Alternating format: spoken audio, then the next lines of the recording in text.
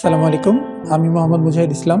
আমি ঢাকা বিশ্ববিদ্যালয়ের ক্রিমিনোলজি বিভাগ থেকে আমার গ্র্যাজুয়েশন কমপ্লিট করেছি। আমার গ্রামের বাসা হচ্ছে মেহেরপুর জেলার খোকসা গ্রামে। আমার পরিবারে আমার বাবা-মা সহ আমার আরও ৩ ভাই-বোন আছে, ২ বোন এবং একটি ছোট ভাই। তারা হচ্ছে পড়াশোনাতে আছে। আমার ছোট ভাই ক্লাস 6 এ এবং আর ২ বোন হচ্ছে ক্লাস 7 এবং হচ্ছে 9 এ পড়াশোনা করে। আমি যে পরিবারে থেকে আসছি, মানে যে পরিবার থেকে আমার উঠে আসা, সেই পরিবারটার অর্থনৈতিক অবস্থা খুব বেশি ভালো না। আমাদের গ্রাম অঞ্চলে যেরকম হয় সেরকমই কৃষিভিত্তিক একটি পরিবার। কিন্তু আমার পড়াশোনার প্রতি আগ্রহ ছিল, সে থেকে আমি পড়াশোনাটা ভালো করে কন্টিনিউ করতাম।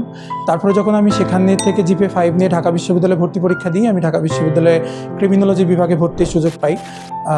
এতদিন যে স্ট্রাগলটা ছিল হচ্ছে আমার পরিবার এবং হচ্ছে আমার জেলা শহরে, সেই স্ট্রাগলটা ঢাকায় এসে শুরু হয় এবং এটা আরও বেশি কষ্টসাধ্য ছিল, আরও বেশি চ্যালেঞ্জিং ছিল আমার জন্য।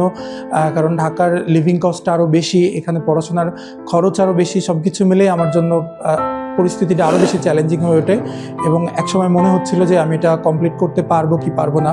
আমরা ঢাকা বিশ্ববিদ্যালয়ে যেসব শিক্ষার্থীরা পড়াশোনা করি, আমরা বেসিক্যালি ডিপেন্ড করি টিউশনের উপরে, কিন্তু ঢাকাতে সেই টিউশনটা পাওয়া অনেক চ্যালেঞ্জিং একটা বিষয়।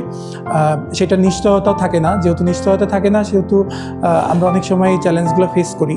তো এইরকম একটি সময়ে হচ্ছে যখন আমি ফার্স্ট ইয়ার এই চ্যালেঞ্জিং টাইমটা পার করতেছিলাম, তখন আমারই হলের এক সিনিয়র ভাইয়ের মাধ্যমে আমি স্বপ্নযাত্রা সম্পর্কে জানতে পারি এবং ভাই আমাকে সাজেস্ট করে যে স্বপ্নযাত্রাতে একটি স্কলারশিপের জন্য আবেদন করতে, এবং সেখানে আমি হচ্ছে এখানে আবেদন করি স্কলারশিপের জন্য এবং পরবর্তীতে আমি সেখানে সিলেক্টেড হই এবং জানতে পারি যে এটা হচ্ছে গ্র্যাজুয়েশন এবং পোস্ট গ্র্যাজুয়েশন কমপ্লিট করা পর্যন্ত তারা হচ্ছে আমার এডুকেশনাল যে কস্টগুলো আছে, যে পরিমাণ টাকা আমার পড়াশোনা কন্টিনিউ করার জন্য, গ্র্যাজুয়েশন কমপ্লিট করার জন্য লাগবে এবং সাথে হচ্ছে আমার অন্যান্য খরচ, মানে আমার খাওয়া দাওয়া বা হচ্ছে আমার পড়াশোনার যে অন্যান্য জিনিসগুলো লাগবে সেগুলো কেনার যে টাকা, সেটা হচ্ছে ওখান থেকে আমি পেতে পারি। তো পরে আমি ওখানে স্কলারশিপের জন্য আবেদন করি এবং আমি সেটা পাই। পাওয়ার পর থেকে এখন পর্যন্ত আমি গ্র্যাজুয়েশন শেষ করেছি।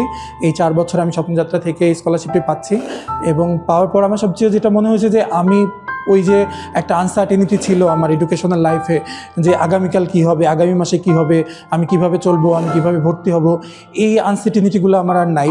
তো আমার কাছে যেটা মনে হয় যে আমাদের সমাজে যারা উচ্চবিত্ত আছে, মানে সমাজের যারা হচ্ছে ভালোভাবে বিলং করে, তারা যদি চায়, তারা যদি একজন আরেকজনের পাশে দাঁড়ায়, আমরা যে তাহলে ওই প্রান্তিক পর্যায়ে আমার মতো যারা আছে তারা আরও উঠে আসতে পারবে এবং তারা হচ্ছে আমাদের রাষ্ট্রের সোসাইটির ডেভেলপমেন্টে ভূমিকা রাখতে পারবে এবং তারাও আমাদের মতোই সমাজে উঠে আসতে পারবে এবং একটা ইনক্লুসিভ সোসাইটি আমরা গড়ে তুলতে পারবো।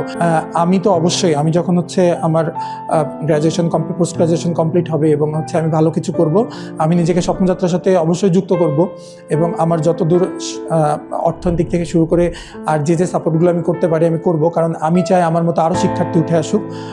তো এই জায়গা থেকে আমি স্বপ্নযাত্রাকে ধন্যবাদ দিতে চাই।